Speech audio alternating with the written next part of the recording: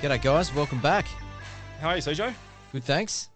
Got a couple Good on to the see you phone guys. today, just dialing it in, being old lazy boneses. Got Mickey and Rooster. How you going, fellas? G'day, guys. G'day, guys. Yeah, beautiful day here down at the beach. I was going to School say, Roo, holidays, how's the so weather down there? Lovely. Well, a little bit humid, mate. The wet season's just kicked in. No, it's, down the beach here, mate, on school holidays. I just had some family commitments, so thanks for putting up with me over the phone. It's a busy time of year, and we've all taken a bit of time off over the summer. So, yeah, tough to get us all in the same room, but here we are. So, talking about a super interesting topic today, which is longevity. And I was saying to the fellas a bit earlier, it's probably one of my favourite topics. I've been researching it for as long as I can remember, as long as it's been a thing. So I've been really looking forward to this conversation with you guys. And I know that you guys will bring some interesting stuff to the table that I'm not aware of. And, really interested to kick this off. Yeah, good caution with it. As I hit 50 last year, longevity sort of become a lot more sort of forefront of my mind in regards to my priorities in life. You know, like up to that point, I'd sort of like, just living life day by day, and like treat my body hard and partying and exercising hard. And then it's not until you sort of get a bit older and wiser maybe that you realise that what I'm doing to my body possibly is not contributing to living longer. And we want to live longer, but we also want to live long and well. I don't want to live till I'm 90 and have someone wipe my ass or put my tongue back in my mouth. I want to be able to live till I'm 90 and still be deadlifting and squatting. Yeah, exactly. That's a really interesting point you make, is that what we're talking about today, longevity, is really about increasing our health span rather than our lifespan. So we're not looking at living to be 100 or 120, but having 20 or 40 years sitting in a nursing home. We're talking about extending our healthy, active life where we're able to do everything that we want to do. And the other point you make is super relevant as well, which is that we can sort of define longevity in a different way to peak performance. So the tips and the things that we're going to talk about today aren't really for an Olympic athlete or someone who wants to be at their absolute peak physical performance. What we're talking about today is increasing our healthy lifespan, and there's a lot of overlap, but there's also a lot of differences, and we'll definitely get into it today. But yeah, there's definitely some distinctions to be made, so I'm looking forward to getting into this. Well, there's definitely, if you're an athlete, things that you're doing that aren't longevity based, are they? You are in the moment, you are trying your best, you are maybe pushing your body beyond its reasonable limits, and that is not good for longevity. Might be good at the time. Yep, that's cool. You want to achieve what you want to achieve. Olympics might even just be regular Joes, working hard, the weekend cyclists, whatever it might be. But some of those things that they're going to do to perform well will be detrimental in the long term. Yeah, and maybe there's a period where you can do that in your life, sort of like have your cake and eat it too. But it's definitely, maybe you can be an Olympian and be an elite high-level athlete for a period of time, but you definitely wouldn't want to follow that same regime for your whole life if your goal is maximum health span, longevity. Yep. Because there's just so much science out there now that shows that there's certain aspects of obtaining peak performance, which we'll get into, which are not going to help overall with your longevity. But the interesting thing that I don't think has really been studied and would be really hard to study is there a period of your life when you're younger, say in your 20s, where you could sort of have that and have those attributes, but then also sort of transition into a more longevity-based strategy a little bit later on in your 30s, 40s and beyond, where you can still sort of, have your cake and eat it too. I don't know the answer to that. I'm not sure there's many studies on that. But, I think it's crystal clear that if you want to have peak physical performance, and usually that is associated with like a high-protein diet, then definitely that is not associated with a long, healthy lifespan. Just isn't. Well, I think an interesting thing to maybe look at there, which would be quite easy, Matty, would be to, because there's plenty of data out there in terms of lifespan and average age of death and all that sort of thing, would be to go and grab, a number of those athletes who are perhaps in that bracket, who made Olympics or went to World Championships, performed for a duration of time. You know, maybe you broke it up into 5-year window, 10-year window, 15-year windows. But you set the standard of applicant for that particular data analysis at a certain caliber of athlete, and then going and looking at what their lifespan was, like how long did they actually live to, and actually getting some average data that way. That could be quite an easy way to actually obtain that data. Yeah, I reckon that'd be super interesting. I guess also what they'd have to look at is what did they do in terms of their lifestyle choices, like after they had finished the active competitive part of their life. Like, did they transition to another sort of dietary and exercise strategy, or did they just sort of keep up what they were doing to a lesser extent? But yeah, it'd be super interesting to see. I'm sure someone has done some sort of studies like that. But yeah, if any of our listeners know about any of that, flick it through. I'd love to have a read. That'd be cool. Well, I guess we've sort of touched on the first one, which is exercise. From what I have gathered over the last sort of several years of this topic, it is also very interesting to me. Exercise is probably the foundational pillar of optimal health and disease prevention. You know, if you look at longevity as well, exercise fits into that. Yeah. Being fit and active, and there are studies, and it's a bit rough to say, but less body fat percentage is a big factor in longevity. The more body fat you are carrying, the shorter your lifespan. So exercise plays into that. Now you can look at several different ways, and one of the things that causes loss of life is when you get towards the end of your life is falls, and a lot of that is based on sarcopenia or muscle loss. So exercise leads into that, and yeah, aerobic capacity is quite good, but losing that muscle mass seems to be one of the things that declines health towards the latter years of your life. And if you can keep that muscle mass for as long as possible. So Rooster talked about, squatting and deadlifting till he's 80 or 90. That is a good way to keep that muscle.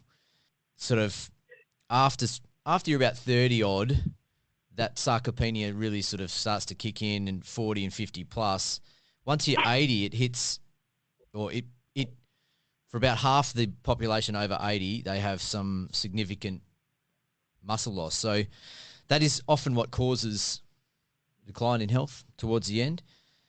And yeah, we're not talking about being Olympic athletes and training as hard as possible, but exercising a couple of times a week, some nice zone 2 cardio. I think we wanted to do a podcast on zone 2 cardio because there's a lot of evidence now that this sort of longer form, I know lots of people in the health sphere are talking about it. It's kind of trendy.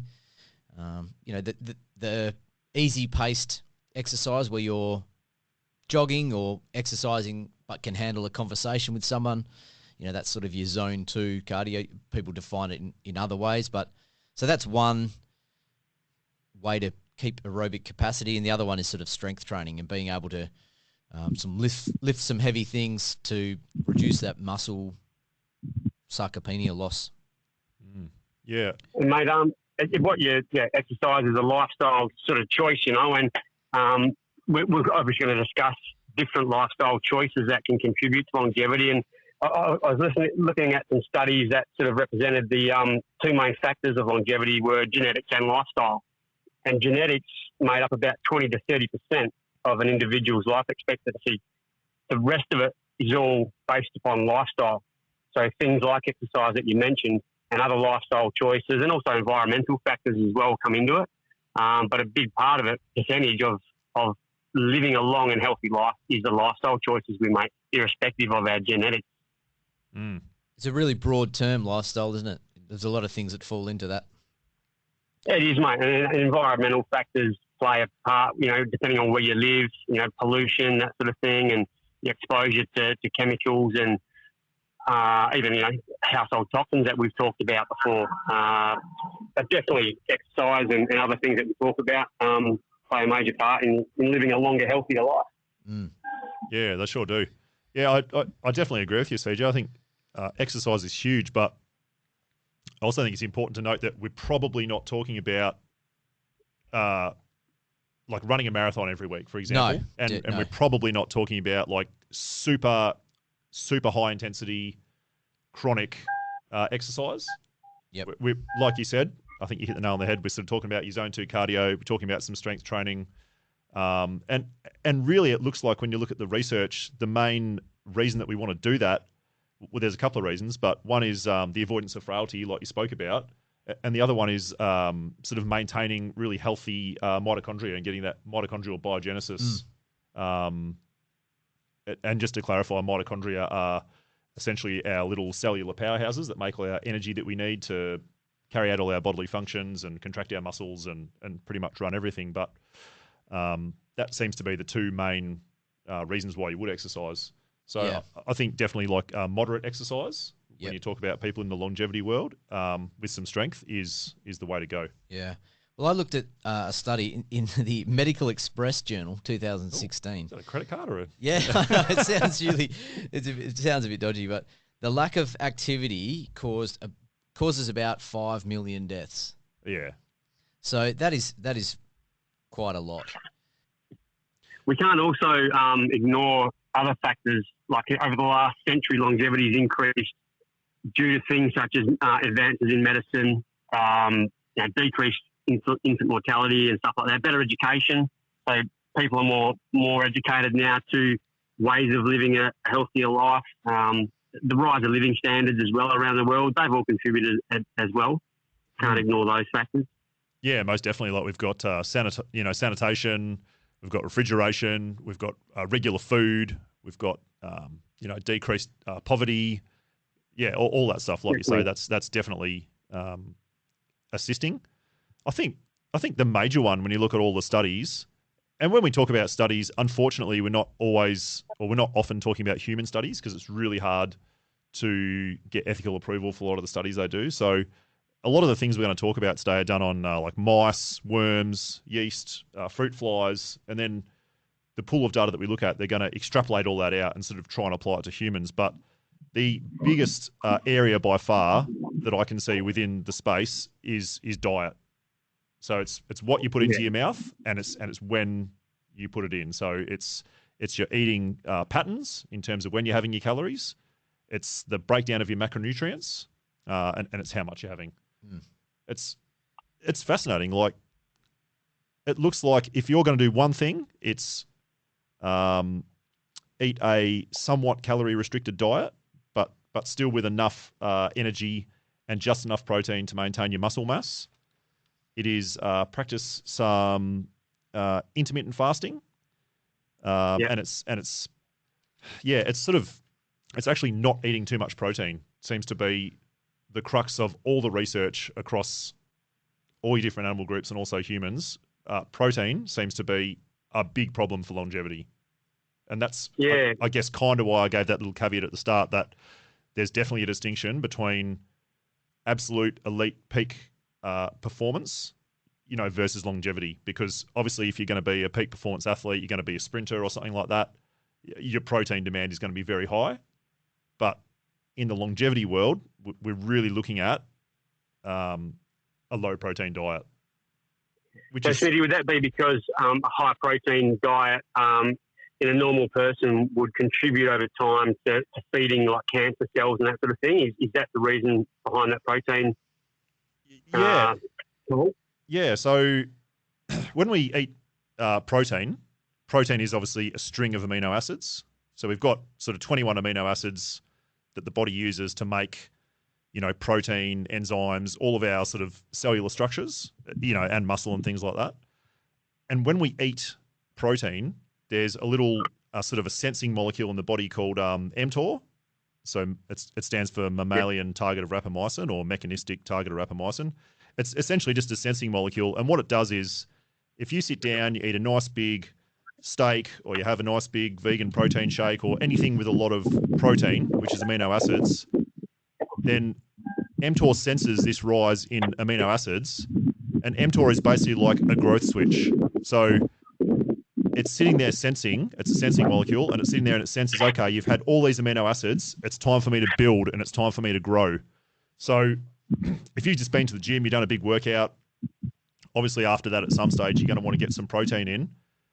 Perfect. mTOR is going to sense that. It's going to sense that rise in amino acids, and it's going to say, right, time to stimulate muscle protein synthesis. I'm going to build. I'm going to grow. Perfect. But the problem with mTOR and the sort of double-sided sort of paradox of it is that you don't want it turned on all the time. We don't want to always be in that sort of growth phase because, like you touched on, Roo, like cancer is a runaway of cellular proliferation where cells are going crazy and dividing and all their sort of mechanisms are going haywire. So what we want is a really good balance between mTOR growth and autophagy, which is kind of the opposite of mTOR. So we want ourselves in that phase of autophagy, and autophagy, when you break down the word, autophagy is basically self-eating, where we want to actually have a time of very low protein and very low caloric intake, because sugar can also stimulate it. And that's going to drive like cellular recycling. We're going to look at all our misfolded proteins in our body. We're going to recycle our old, worn-out cells that aren't doing anything or aren't doing the right thing. And that's going to give us a good cleanup and a good chance to find balance. But unfortunately, if you look at a lot of the bro science today, if you want to go to the gym and get huge, they're talking about these sort of very high levels of protein intake, and they're talking about very regular consumption of it. Well, your body never gets a time to really go into autophagy and fall out of that growth phase. And that's a big problem for longevity. It's a huge problem. I think another way of simplifying that as well, Matty, is this is something we looked into through Kim's journey, is the most exhaustive natural process that the body actually goes through is digestion. Yes. And so as you're sort of indicating, when the body is not in a state of digestion, it's in a state of regenesis, it's in a state of, cellular turnover, and all of that sort of thing. So the most exhaustive state of digestion is actually in meat, because it takes far longer to digest a piece of meat than it does to digest something that's really highly fibrous like a fruit or a vegetable. And I think that a lot of the research that we part of the reason that we went plant-based for such a considerable amount of time when she got sick was, I won't delve back into everything you just said because it was so well articulated and put, but when I looked into this from the perspective of longevity, I looked into cultures and historic civilizations who have been documented as having the longest living people. And they tended to live through sort of rural and remote China, rural and remote Japan, even in places like Nepal. And their consumption of food largely fell around fruits, vegetables, nuts, berries, seeds, and a small amount of fish. So that they actually tended to not, certainly it isn't documented that there was a large or substantial amount of red meat in any capacity consumed. And I know, in terms of documentation and stuff like this is where it becomes quite complex, but there's photographic documentation of some people in these tribes and things like that living up to 170, which, comparatively to Western culture is absolutely, that's two lifetimes.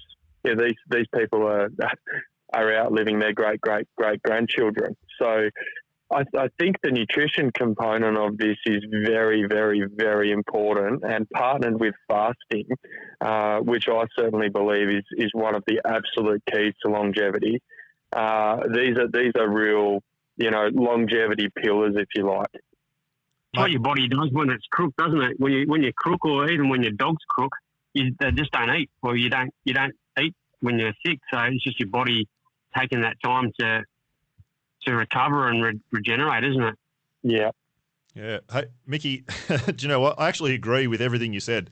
And this is kind of a really good podcast for you because like we've kind of bagged you for being plant based and stuff like that. But if you look at like epidemiological studies and things like that, it's really hard to argue against what you say, which is that, I mean, there's debate around it in the sort of social media / science world about this blue zone and whether it's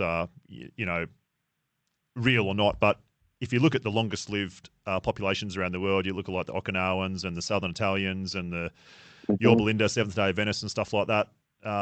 It seems to be that very low meat consumption, very low protein diet, maybe just a little bit of fish, is associated with like living the longest. So I agree with you, mate. Like this, like I say, we have mucked around with you in the past and given you a bit of shit, but I think if you're purely talking about longevity, it's really hard to argue that like a high meat diet is gonna get you there. Yeah, it's interesting, isn't it? And there is such a complex spread of opinion and data and things like that. But, certainly, I mean, you guys know how thorough we looked into any decision we made, but certainly from a point of that cellular regenesis, health recovery, and longevity, as a byproduct of that, I think it's consistently coming to the forefront in terms of meeting many number of assessment points for people looking to achieve those different things. And I think the data is resounding. There's no better way to, I guess, clinically assess that data than actually look at the people located in those regions and see that they have numerous people living for long durations of time. I think the other one I'd throw in there just for the point of assessment is, and this is one that fits in with poor health and things like that as well, but is stress, stress load, and the amount of stress someone is under, and the impact that can have on longevity. And I think that a lot of you ask yourself, well, these people living in these remote communities, they're, in some instances we would observe them through our Western lens and think, well, they're very impoverished, they're living a tough life, it's harsh, it's this, it's that. But they don't have mortgages, they don't have TV, they don't have, telecommunications in a lot of these areas. Their stress load in terms of all of that, they're not employed in a 9-to-5 job. I honestly believe that we probably have things quite back to front in the way that we live. And we're all tapped into the system, and most of us have got high interest debt and things that we're paying off, like many people in the Western world.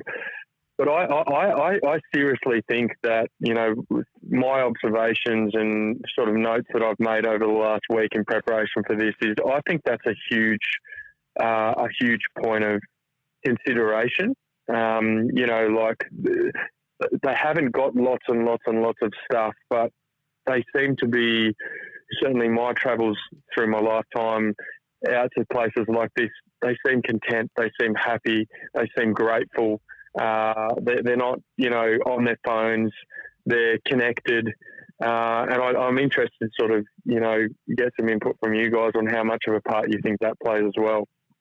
I think it's a great point. I totally agree. It's, sometimes throughout life, you have some people that that go through personal grievances, like they have a major event in their life, be a divorce or a death or whatever, and you haven't seen them for a while. But then after you've seen them for a few months after they've gone through that experience, you notice that they look like they've aged.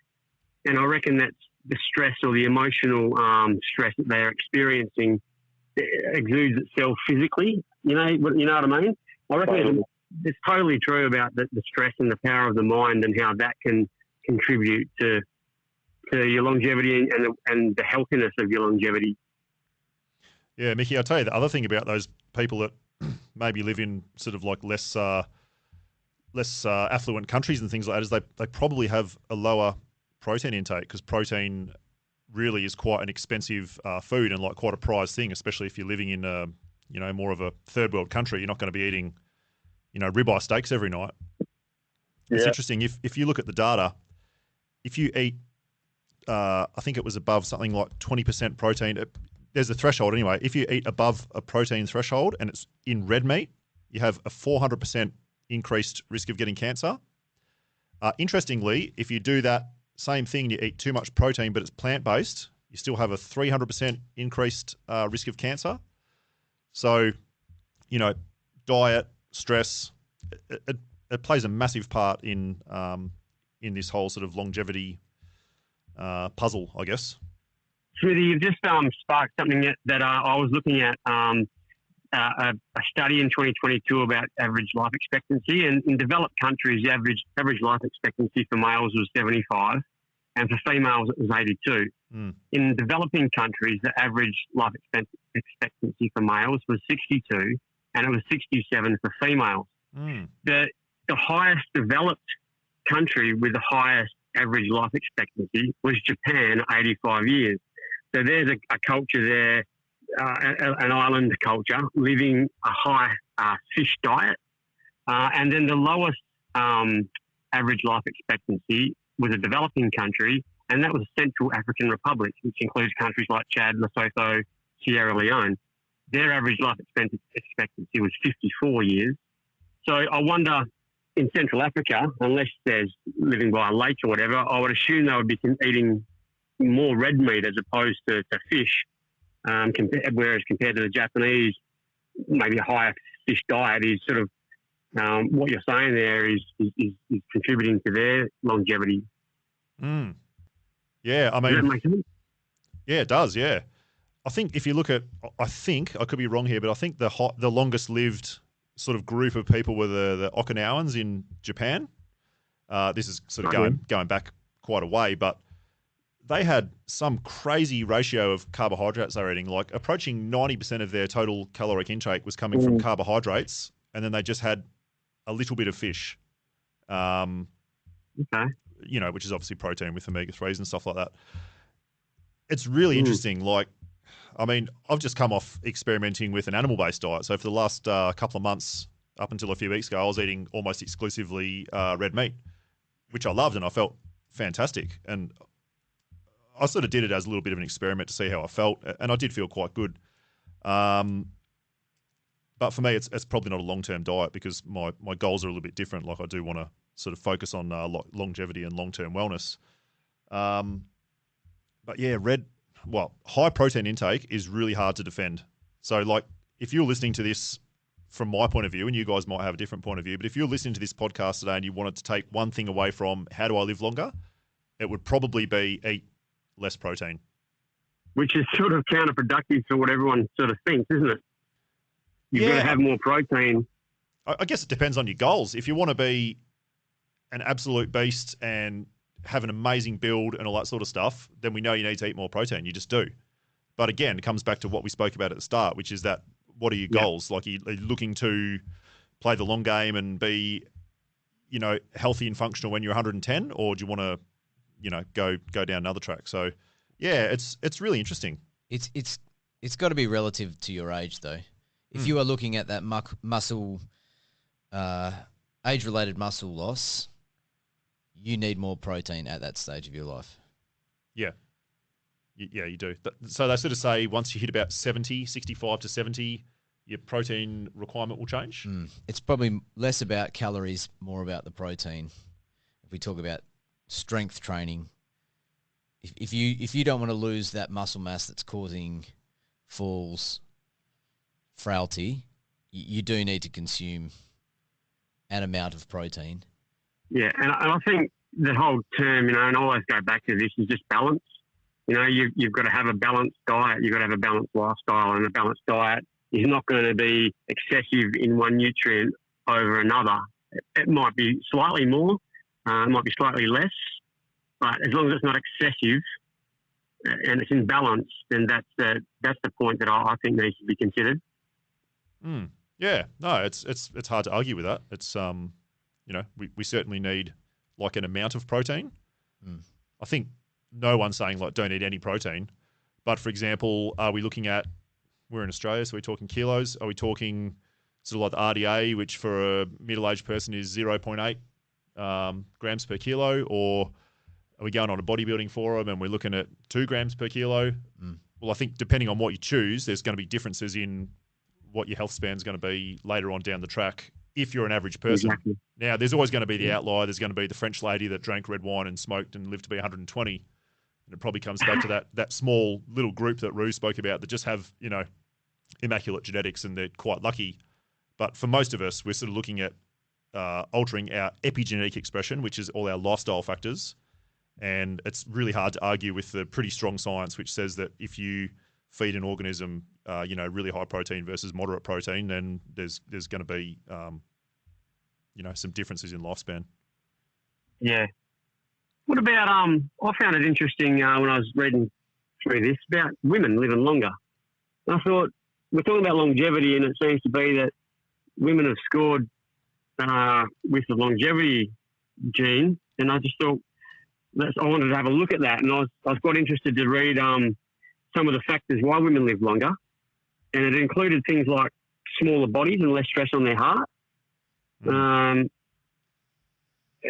don't know whether that's of interest to you at all, but I found it quite interesting. And they have a stronger immune system. I wasn't quite aware. I didn't know that.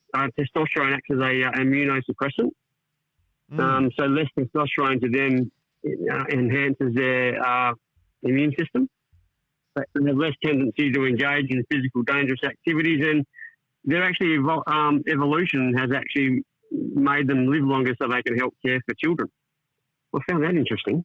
Mate, there's definitely something in the fact that, broadly sort of making a broad sort of categorization. If you're smaller, you seem to live a bit longer. Right. Says me, who's bloody nearly 6'6", kind of got the booby prize when it comes to longevity. But it seems to be, like you said, Rue, it's the little, sort of quite lean, sort of short woman. They seem to be a lot of the ones that live to be 100. You don't like going back to my days when I was a paramedic. I unfortunately spent a lot of time in nursing homes, sort of dealing with a lot of the geriatric problems that people get in older age. And of all the old age people I bumped into, there wasn't heaps of like really big, especially really big and really solid elderly people. See some right. sort of bigger, thinner people. But, the stereotypical sort of person that seems to live long is your shorter, leaner sort of phenotype. That seems to be what the sort of longevity body type would be. Yeah. Could be something to do with levels of iron as well. Yeah, it could be. Yeah. There's some suggestion that higher levels of iron increases aging. Sort of the ferrous iron leads to sort of production of free radicals and damaged tissue. Increases zombie cells or the senescent cells that increase aging over time. So a lot of men, women from sort of early teens to mid 40s have menstruation. They have natural blood loss, whereas men don't, and that ferrous iron builds up in a lot of men. There's a lot of evidence to suggest that increased iron causes some CHD, cardiovascular health disease. Is that that disease, hemochromatosis? Is that when the body can't control the amount of iron it produces or something, or it can't rid of excess iron? Well, there's several ways to get rid of iron. One is to exercise a lot, help kill off and regenerate red blood cells. Obviously, the other one is to bleed. If they got through a battle, got cut, bled, got rid of some iron, I'm not sure. I'm just wondering if that was hemochromatosis, whether the prevalence of that is greater in men than it is women. I don't know the fact of that. I'm wondering. Yeah, I'm unsure of that either. It would make sense, Drew, I guess, like going back to what CJ was talking about. Obviously, women menstruate and lose blood, so they probably don't have quite the same incidence of high iron. Seems like a lot of women suffer low iron as opposed to men, doesn't it? Yeah. So, yeah. By extension, that might be a thing. Well, one of the studies I read was that men that donated blood lived a longer life. I actually got a text message from the blood donation centre today saying they're going to call me tomorrow about going to donate. But they want plasma. They always want plasma. They're so greedy. No, I don't give them plasma. I'll go in. They're getting my whole blood if I'm going in. That's all I'm giving. Get rid of your toxins. Yeah, exactly. Give it to someone else. Develop some new blood cells. That's right. But that was one of the longevity factors that I looked at, and it was suggested to donate blood regularly. Yeah. The altruistic factor of helping people out is one thing. Yeah. And then, the health benefits of reducing your iron and possible cardiovascular disease and helping you live longer. Yep. I had a few written down that were sort of essentials, and then some sort of little side hacks, like that one was one of them. Yeah. Sort of giving blood. Yep. Yeah, I haven't heard anyone in the longevity space suggest that high iron is good. No. I think I've heard a lot of people say that as low as you can have it and still possibly get by without any sort of physical symptoms. Yeah. You sort of want your ferritin to be as low as it can possibly be. Yeah. So, yeah, give some blood. I think some parts of the world, they bloody pay you to go and do it, don't they? So, yeah. In Australia, they give you a cookie. Get a little feed. If you're into that sort of thing. You get a feed of some poorly nutritious snacks. Nice linoleic acid-laden biscuit. Yeah. I guess that giving blood is a form of volunteering, isn't it? And there's studies that suggest that volunteering can help maintain mental health and therefore increase longevity. Mm. Yeah, well, I reckon mindset's a big part of it too, don't you reckon? Like, you sort of see some people and they work their working life and they get to retirement and they just kind of decide, that's it, I'm old and I'm going to die soon. Yeah, well, and they kind of do. Having community and people around you is another big one. Yeah. Having connection to people. Helps people live longer. The fact that definitely. There's other people relying on you and people to talk to and relate to and interact with and go out with and socialise. It gives a purpose and reason to live. Yeah. I guess you're spot on, Smitty. Like, you see so many old fellas retire and they don't have anything else to do other now that work's finished, and they just sort of deteriorate. They end up just having coffee and cake with their missus at the coffee shop every day, and they've got nothing else to keep them stimulated, and they just go downhill. I guess it's what Mickey was talking about before about that mental aspect of longevity. Mm. Yeah, I guess you need something to live for, don't you? Otherwise, what's the point in, like, I'm not sure if we touched on this before the episode started or not, but there's people in the longevity space now talking about people living to 150 and beyond. I mean, what's the point in doing that if you've got nothing to live for, if you're miserable? So, a huge part of it is having community, enjoying your life, having purpose, and also being able to use your body, do the things you want to do. So, yeah, it's bloody... Yeah, and they also reckon that educational opportunities, that as you get older, take advantage of any educational or learning opportunities that you can to keep your brain stimulated. They reckon that can assist in increasing longevity as well. Yeah, keeping active, isn't it? It's keeping your mind active, keeping your body active. Yeah, hitting those Sudoku puzzles in the newspaper. Yeah, exactly. Yeah, if that's what floats your boat. even just reading. I think we probably don't read as much as we used to because we've got this device in our hands more often than not. But I've been trying to make a conscious effort to read more books, and I really struggle to do it. But I think reading is a good stimulation of the mind as well. Mm. Yeah, most definitely. I think it's a good way to. We haven't talked about those other two bad things that we've mentioned in our toxin episode. Is cigarette smoking and binge drinking. They reckon that you can increase your longevity by 10 years if you do the two things we've already mentioned: a healthy diet and regular exercise, but also don't smoke and don't binge drink. 10 years on your life if you do those four things. Yeah, most definitely. Yeah, at least. Hey, that's a given, isn't it? These days. Yeah. I think we're on to that one.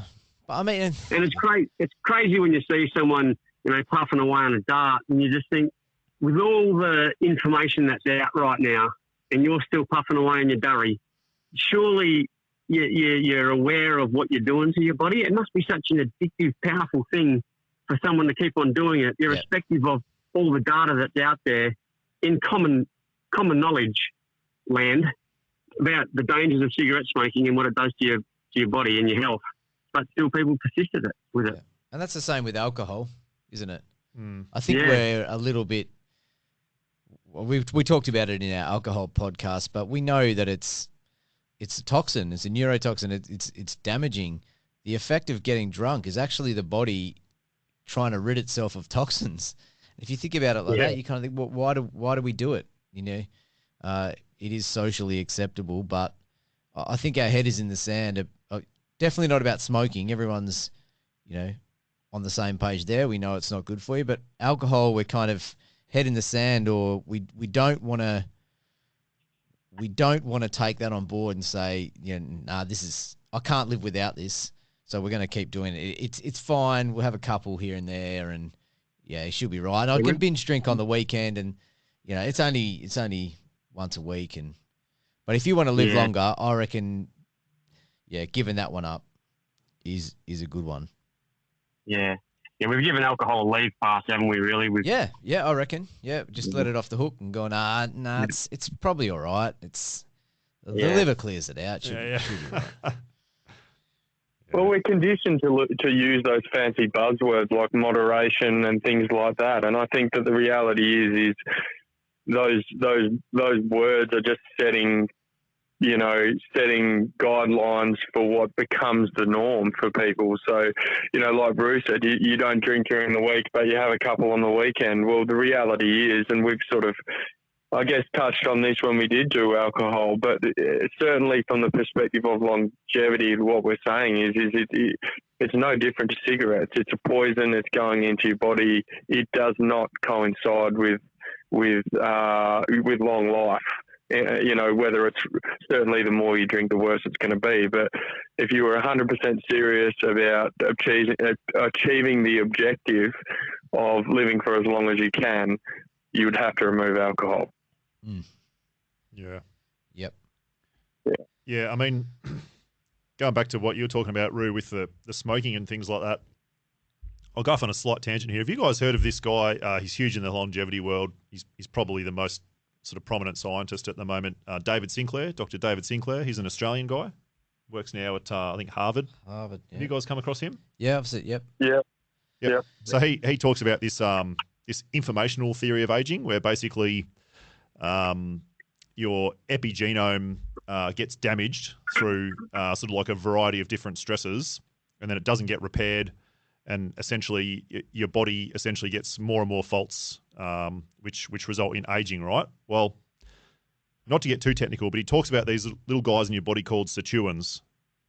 And these guys, sirtuins, are basically responsible for going around and repairing DNA damage and taking care of telomeres and doing all these like restorative repairing functions in your body, right?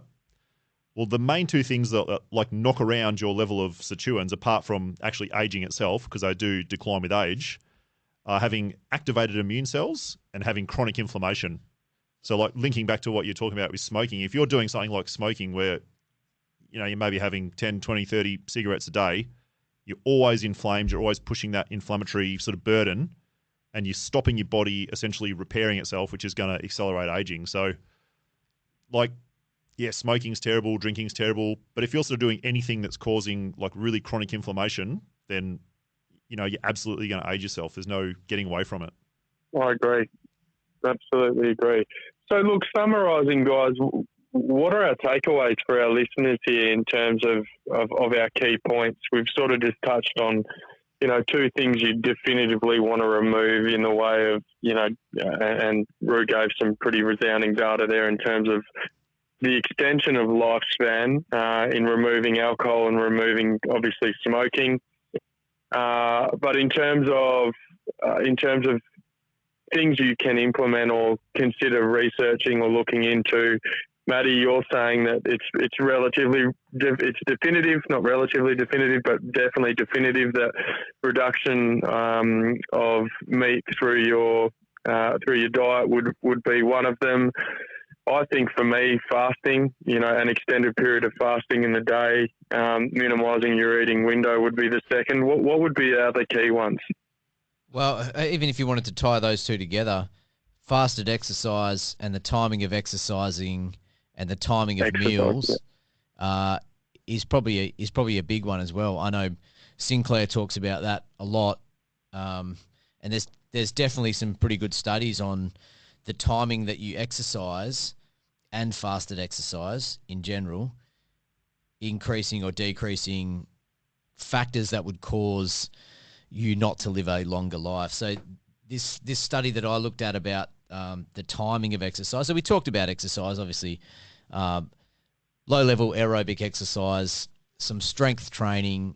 We don't want age-related muscle loss, even vigorous exercise once or twice where we can't carry a conversation, we're hypoxic, we're lacking oxygen. That is also beneficial as well. It's a state of homeostasis.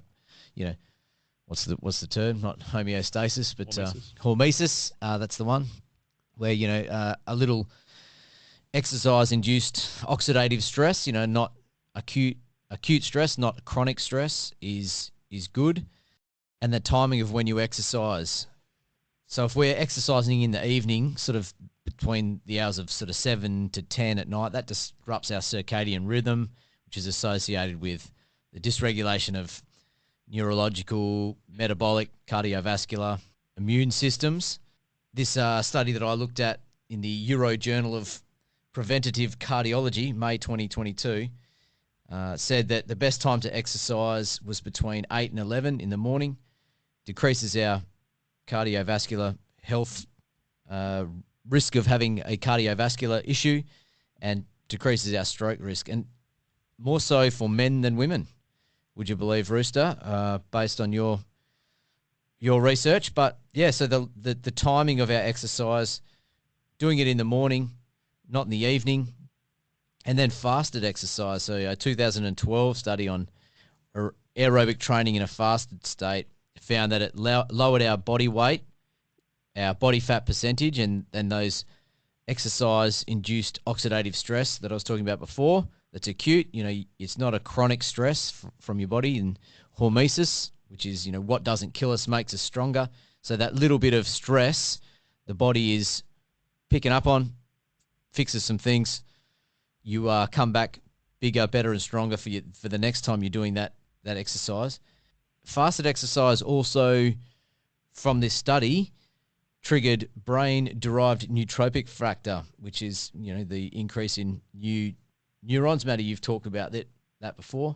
But it also helps with muscle development and muscle regeneration. And so fasted exercise is helping the brain, helping our sort of muscle fiber regeneration and making us more biologically younger. So definitely exercise.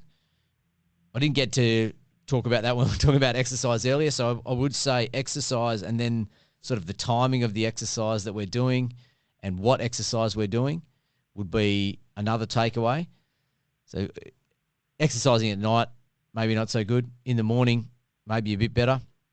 Well, I don't think we didn't really touch on sleep, but I think the regenerative factors of sleep and getting solid 8 hours. We did a whole podcast on sleep, so you could go back and listen to that one. And there's also experts on sleep that would help with longevity. I think that's another one.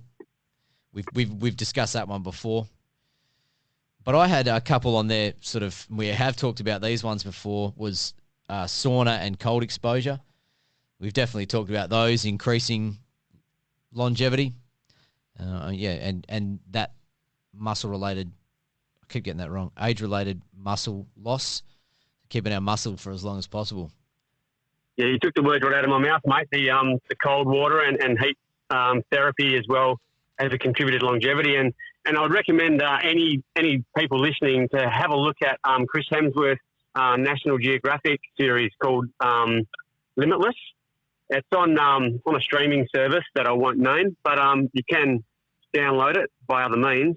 But I think it's about a 5 or 6 part series, and he goes into all these different aspects of longevity because he has the aim of living a longer, productive and healthy life, and he recruits these specialists in their field as to exposing him and training him up to these little challenges that include things like an Arctic water swim. I think it was about 2 degrees over a couple of 100 metres, and he prepares his body for that.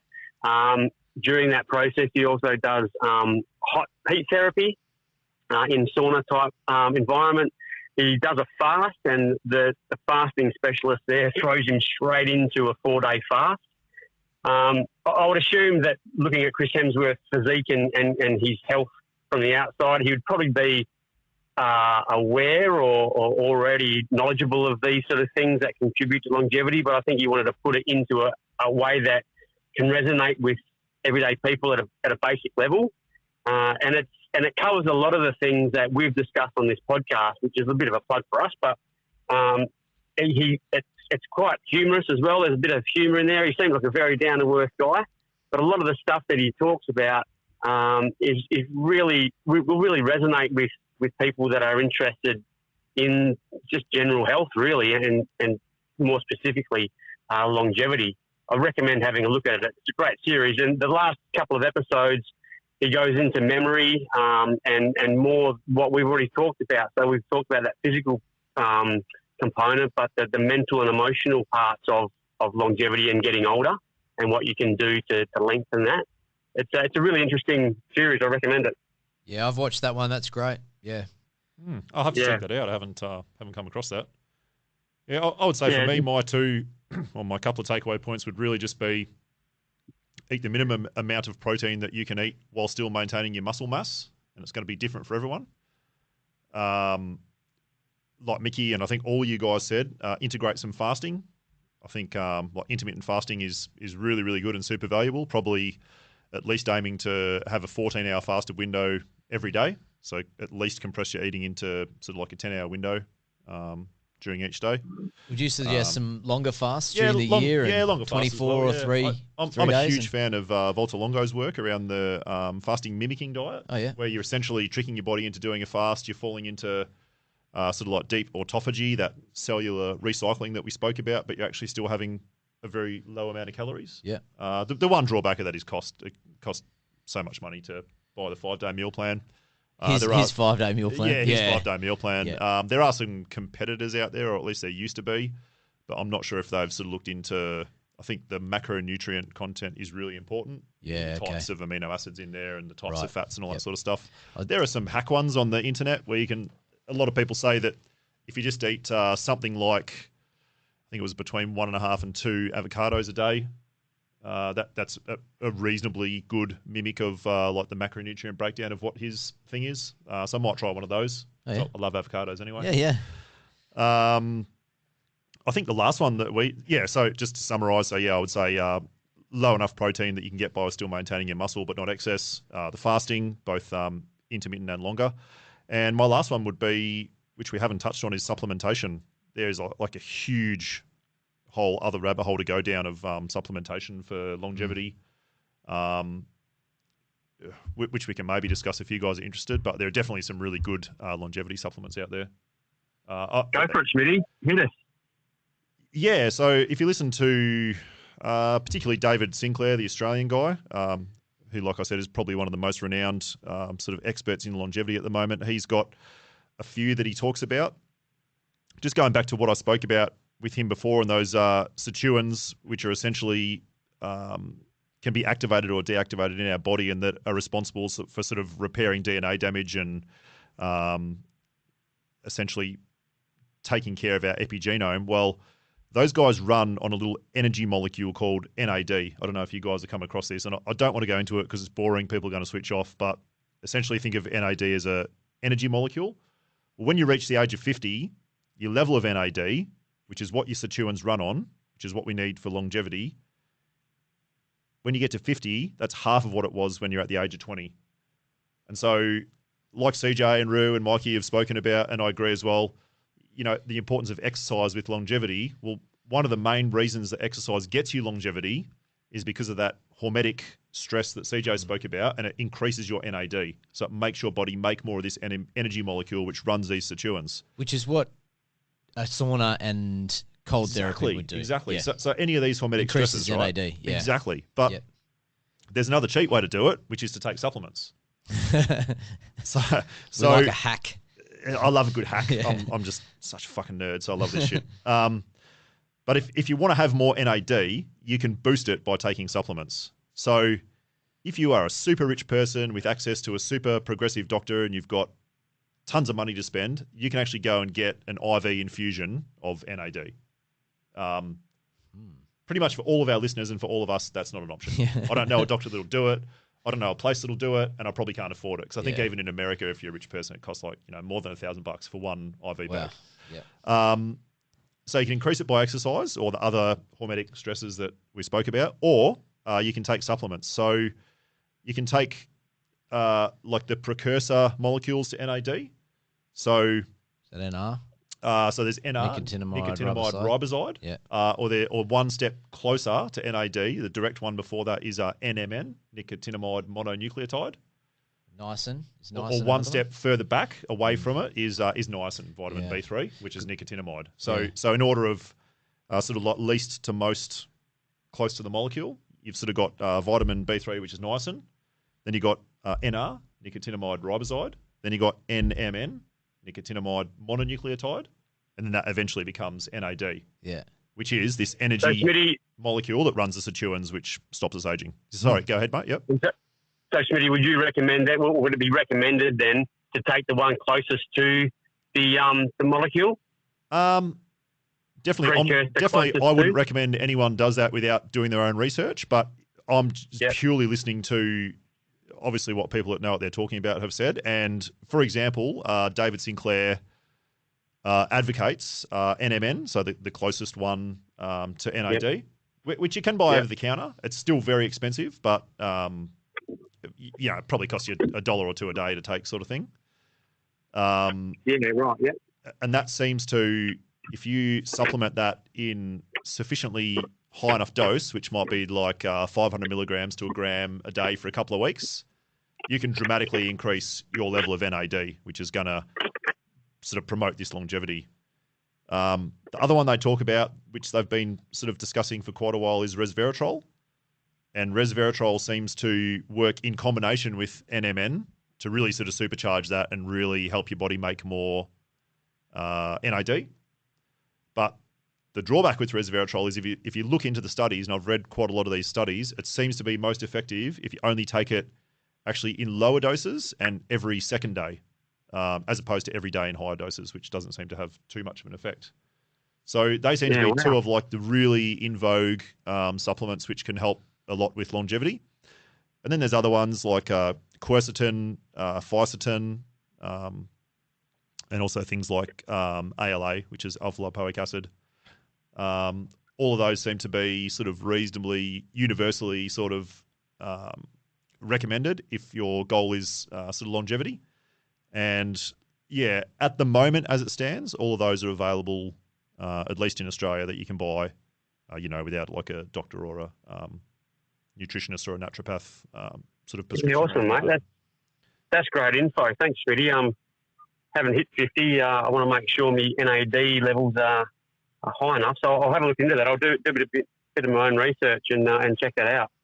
Yeah, no, I reckon, if you're definitely looking to go to the nth degree, and I know you do tons of work in the gym and eat very well and all that sort of stuff, but I'm sure they could still be, of some benefit. The one thing that, as we get older, sorry, go ahead, mate. As we get older, there are nutrients in our body and mechanisms that within ourselves that just deteriorate or that lose their functionality. So it's definitely worth, in my opinion, finding some supplements that can help. And I'm all for doing your own research and finding something that can help those functions continue on as you get older. Oh yeah, mate. If you look at like mouse studies and things like that, if they feed them the NMN in their water and things like that, things like insulin sensitivity increase, their muscle to fat composition changes, their memory gets better. It's just amazing, like all the really great things that happen when they start sort of artificially boosting their NAD levels again to younger levels. They actually do essentially become like younger mice. So yeah, wow. It's really interesting. And then if you go like one step further into David Sinclair's research and you look at actually trying to repair your epigenome and basically take those bits of damage out of it that you accumulate over the years. He's actually now talking about reverse aging things like mice and like stuff in petri dishes. Like, it's super interesting. Like, he believes that he's on the cusp of actually being able to reverse age things. So not just slow it down, but actually make things younger again. They did this crazy study where they took I think it was a mouse or a rat, and they actually destroyed its optic nerve. So they made it blind. They did this amazing sort of therapy on it where they're essentially using a younger copy of their epigenome, and through some bloody voodoo that I don't understand, sort of reinserting that into them and reactivating that, they're actually making these mice see again. It's actually like crazy research. So yeah, there's some really interesting stuff out there. So, mate, would that have a connection with the NAD levels? And if they maintained at a higher level as we got older, would that see a drop in conditions like Alzheimer's, dementia, and those sort of mental health conditions? Is there a connection there? There seems to be, definitely in animal studies, yeah. I think like the human studies, it's really hard because it takes a really long time and you've got to follow people for a long time and all that sort of thing. Yeah. But it seems like definitely in like the shorter lived like rodent species and stuff like that, it seems to 100% be the case. Wow. So yeah, really interesting. Yeah, cool. So yeah, but the supplementation thing seems to be sort of like the last, I guess, piece of the puzzle after all the lifestyle stuff that we spoke about, and if you want to spend a bit of money. Yeah. And you know what? If all that fails, don't worry, because we've got technology. I went down a different rabbit hole when I was looking at this, and I looked at how technology is affecting longevity. And man, going forward, things like implants and bionic limbs and this CRISPR thing, CRISPR, the genetic editing invention. CRISPR stands for Clustered Regularly Interspaced Short Palindromic Repeats, and it was basically gene editing developed to manipulate DNA to correct or alter changes that cause cancer. But like any sort of technological advance, it can be used sort of for other means than what it was originally designed for. And so in the future, they're looking at gene editing used to select or remove certain genes that will enhance or reduce human survival and performance and longevity, which is an amazing concept for me. So you could basically have a child in the future and you can edit its genes to not only just live longer or not contract a certain disease, but also to have certain attributes. Have you guys had a look into this? It's full on. No, I haven't seen. I've heard of it, but I haven't looked at it at all. No. Yeah, I've been down that rabbit hole, mate. Don't you find it super? Well, I don't believe that if that technology becomes available, and I think it is going to be. It is. I don't think they're going to make it available to every Tom, Dick, and Harry. Don't you reckon? No, it'll be the elites will have it because it costs an arm and a leg. I feel like there's going to be a point where if they work out, all right, we can make everyone live to 150, 170, whatever. It's not really going to be in their best interest to hand that out to like 8 billion people, is it? I don't know. Call me a skeptic, and it sounds really negative, but I don't feel like it's going to be something that's going to be made available to all of us. Oh, definitely not, mate. But it's interesting, talking about lab-grown organs.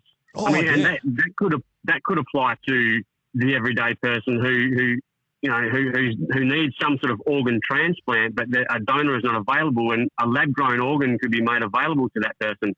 I mean, obviously, as time goes by, we know that with technology, prices of that technology do reduce.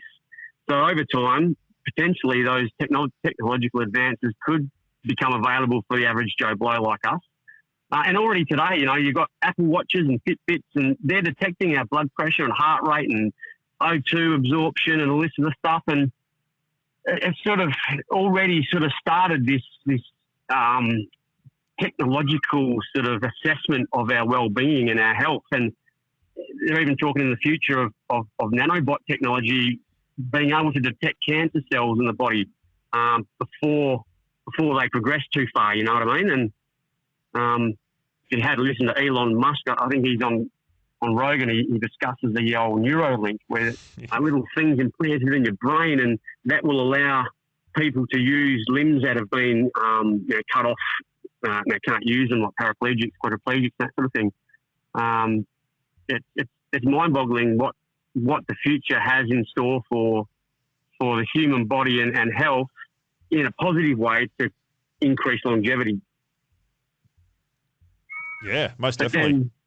But then, if you hear some of the alternative news, they want to decrease the population, so I can't see them making that too much available to everybody. It's a bloody interesting time to be alive. Like, one of the main reasons to want to live longer is to see what's going to bloody happen, don't you reckon? Like, yeah. Like, I want to live as long as possible. Like, I don't, make any secret of that. Like, I'd love to be 100 or, even older, as long as I'm well. But just because I'm so fascinated about, like, what's happening in the world, it's just such a cool time to be alive. Oh, and I just think of the future of our kids. Like my young bloke, he's 14.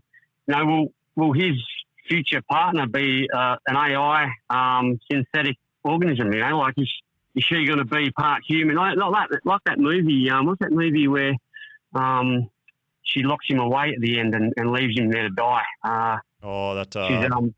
Something Machina. Machina. Yeah, Ex Machina or something. Yeah. That was a good movie. That was a Rooster special. That was a goodie. It was a great movie, and she's gorgeous too, that girl, the actress. I can't remember her name off the top of my head, but it's a great movie. And this guy, he falls in love with this artificially created female. I don't know how it would all work sexually. I don't know how you could produce a female sexual organ as beautiful as the natural form. Yeah, it might be a tricky one. I know some guys that have tried to create one. And then, have you heard about this other thing about people talking about basically downloading their consciousness onto the cloud or the internet or whatever? Wow. I thought that was a movie. Yeah, I think there's people that are actually talking about doing that. So, wow, tying into the whole Elon Musk Neuralink sort of thing. Okay. Yeah, I don't know. It's not. Yeah, so not just our body can be enhanced with longevity, but our mind and our memory. So once we get to a point where our brain has sort of deteriorated to a point where we might have dementia or whatever, that concept there of having our memories or our conscience downloaded somewhere, and then we could access it later on. Does that increase longevity? We talked about mental and emotional sort of health being a big part of it. How does that sort of line in? Yeah. Interesting. Yeah, interesting. Yep. Mm. Wow. Yeah. Seems a bit far out. Oh, the whole field is kind of far out, but then at the same time, it's moving quick. So, seems to have been like a nothing sort of dead end area of research, like up to about the 90s or even turn of the century, and then it seems like the last 10 or 20 years has just exploded, and it's one of the hottest areas of science, and there's breakthroughs getting made every week. So, yeah, really, I think really fascinating. I think if you want to find out what's actually on the horizon and probably been withheld from us until 10 years down the track, just look at movies. I remember when Michael J. Fox, Back to the Future came out, and they put that little bit of food in that microwave, and it popped out to a meal, and then he had a big screen watching multiple. He was watching multiple screens on one big screen with a remote control. It was like, wow. And those sort of things. Well, except for the hoverboard, that never happened. But and most of the things. And the DeLorean. And the DeLorean. There are DeLoreans. Yes, not with a flux capacitor. Yeah. Not ones that go backwards in time and forwards in time. Not yet. No. You need a flux capacitor for that, mate. And none of those ones where he pushes the button and the jacket fits in properly. I thought that was, when I watched that, I thought that was pretty cool. But we haven't got any of that cool stuff. Give it time. Yeah. Yeah. Where's my hoverboard? Yeah. Anyway. What about you, Mick? We've all kind of run through ours. Any longevity tips, hacks that we haven't discussed? No, I think we've pretty much covered everything off, mate, in terms of, I guess the small take-homes that we like our listeners to have, or, things that they can take away and consider and see if they're able to easily implement them in. We've always said this, we're not experts, but we've played around with a lot of this stuff ourselves, and we're just looking at being the best version of ourselves. And so I know a lot of the stuff that we talk about, we've taken away over the journey in the last 12 months and implemented in different bits and pieces that we've all done individually. And I think, that's those little bits of gold are really what people are searching for. It's been a few good nuggets today. Couple of little nuggets, yeah. I mean, just do everything that we've spoken about in every episode, plus some extra shit we spoke about today, and you'll be fine. Well, I talked to a good mate of mine the other day who listens to the podcast. Shout out to him. He said, I'm not eating right. I'm not exercising enough. I'm getting too many toxins. I'm not in the sun enough. Maybe we're a bit too negative. Nah, but it's by degrees, isn't it? You don't have to be a bloody perfectionist. I'm not, Until you know better. That's it. Yeah. Well, I'll tell you what. I mean, what I've taken away from this episode is I'm fucked because I've done the most extreme exercise you can do, and I've been through a high level of life stress. So I'll probably bloody. You're a dirty vegan, so that might save you a little bit. Yeah. Although if you're a vegan with high protein, then you're still fucked. Yeah.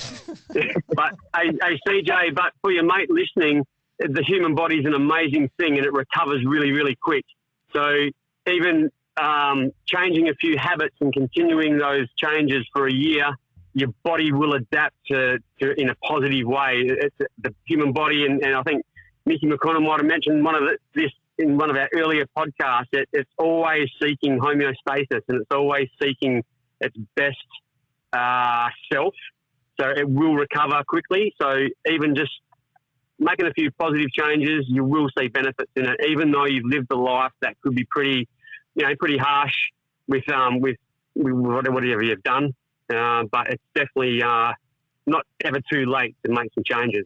Oh, for sure. And even if we talk about Mickey just before saying, I've done a lot of long distance stuff and stress, and the body is resilient and does repair itself and can heal. So it's not, nothing's a lost cause with your health. And if you turn it around when you can, and like I was saying before, until you know better, you do what you can.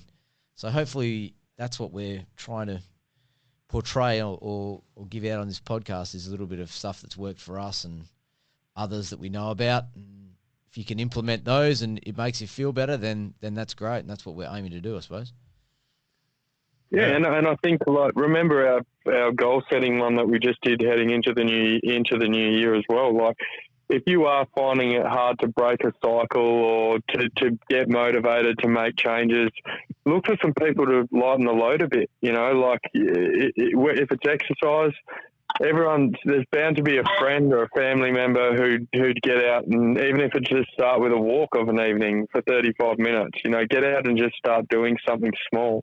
If he's a friend of yours, Jonesy, I'm sure he's surrounded by a couple of other good lads as well. So little things like that, 21 days of doing something over and over and over, and you're in a relatively good new habit. So, the other side of positive health change isn't too far away. You just have to take the first step. Yeah, good call. Most definitely. And also, I mean, for those people that aren't living a perfect lifestyle, which is probably everyone, if you're very interested in this field, well, the science is moving really quick. So just hold on, and the advances might eventually catch up to you, where you can get a massive extension in your life if you hang in there long enough. Yep. Don't get me wrong, he's a good guy. He's quite healthy. I think he was just being. I mean, who's living a perfect that's lifestyle? Right. Well, none of us perfect all the time. Eat organic every single day, and you're fasting, and you're exercising, and we talk about supplements. And talk about like we never drink alcohol. Nah. We're going to go home and have 4 beers tonight. Yeah. We're anyway. Yeah, that's probably a pretty good way to wrap it up. So if anyone has any thoughts, we're on the Instagrams, Modern Ancestral Man. And we've got a Gmail account. Send us an email if you can't get hold of us on the Instagram. That's modernancestral.man@gmail.com. Signing off for another episode, isn't that what they do? Anyway, yep. Good to chat to you guys, and we'll chat soon. Good to see you guys. Awesome. Good on you, fellas. Appreciate it, lads. Cheers. See ya. Take care. Get your air guitars ready.